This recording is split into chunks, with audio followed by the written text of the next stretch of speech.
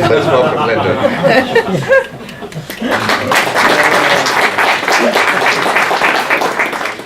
Thanks very much. I also would like to start by acknowledging the Gadigal people on whose land we are tonight and pay my respects to their elders past and present. And I want to thank Mark and the organisation and also Sebastian and Landis and Rogers for having us here.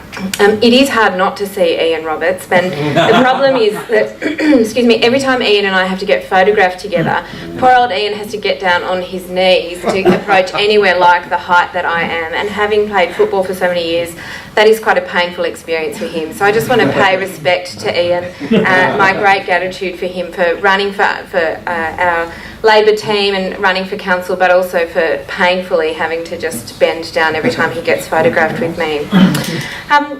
Friends, many of you may know a little bit about me, and that of course I'm a strong supporter of equality, like Labor is so well known for.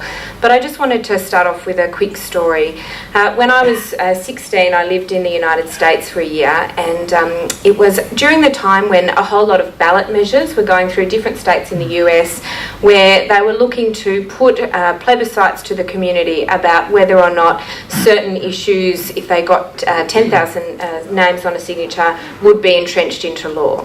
So in the state that I lived in, Oregon, in the year that I lived there, there was a ballot measure looking to entrench discrimination into state law, whereby if you were a man and you had a photo of a man on your desk, you, for example, it would be legal to sack you for being suspected to be gay.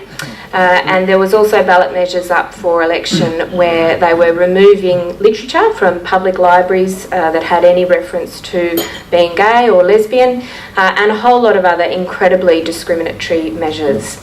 I have to say, as a young person, it was quite astonishing for me to witness what was really my first hate campaign. The ads on television were extraordinary. I don't need to tell you what they contained. I'm sure you've all seen examples. But it was, for a young person like myself, an incredibly eye-opening experience into how terrible a political campaign can be when it is based and fueled on hate. That really politicised me, that experience, because frankly I'd grown up in a very tolerant family. My younger sister was born with a disability, and my family, you know, wonderful group of people who taught me to be tolerant and accepting, and it was my first real experience of the horror and the hate that we see in these kinds of awful and divisive campaigns. I came back from the United States a committed activist for equality, and haven't really stopped in that cause ever since. I want to talk now, though, a little bit, of course, about the City of Sydney and about Labor's vision for our future. We acknowledge that for the last 12 years there's been a lot of things that the Lord Mayor's done that we agree with, but we do have some concerns going forward about the fact that we're trying to put forward a positive vision for the future of the City of Sydney, and that is not present across the spectrum. Over the last 12 years, though, the City of Melbourne's economy has grown by 76%, more than double the City of Sydney. Our housing costs in Sydney continue to soar. Today, the median house price is 5 times what it was. In 1980, the median house price was 2.5 times the annual household income. In the City of Sydney, though, it's 12.5 times. We've got a real housing affordability crisis. The city's latest winter street count of homelessness is its worst since counting began. What we want to do is use council funds to address this issue. The City of Sydney was the first government that invested in public and affordable housing. The city has good targets, but we believe they've not been acted on, and we want to do more about that.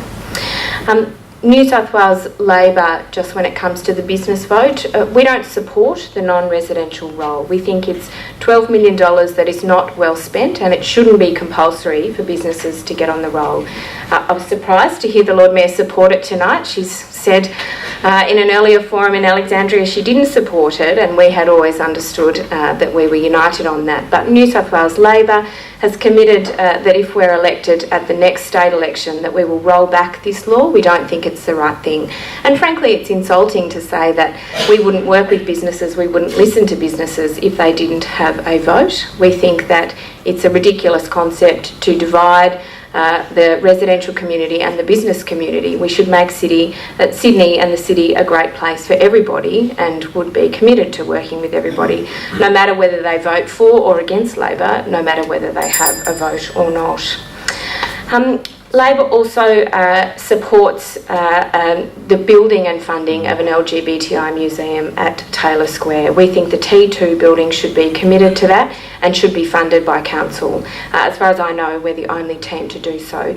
Taylor Square is not the only part of the gay community, but it is a very important part of our city. It tells the stories of our past. It should hold those memories and talk to the communities of the future about those stories, and we think T2 as a museum is the best way to do that.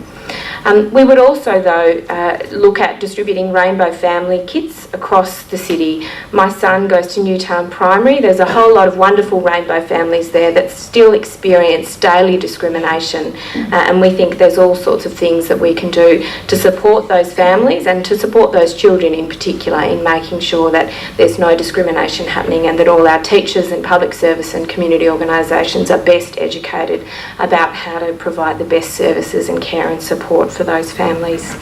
And primarily, Labor will really end the blame game.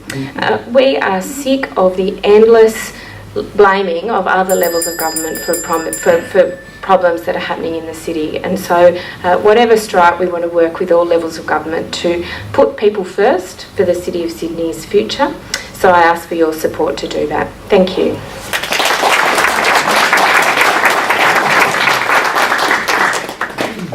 Thank you very much, Linda.